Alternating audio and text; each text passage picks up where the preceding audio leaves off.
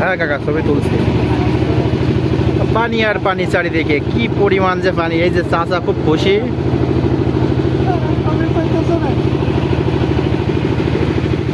প্রচুর স্রোত।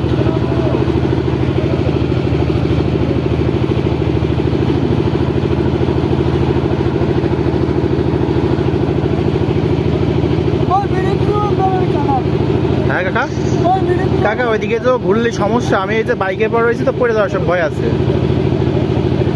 এমনি গা হাত পা কাঁপছে।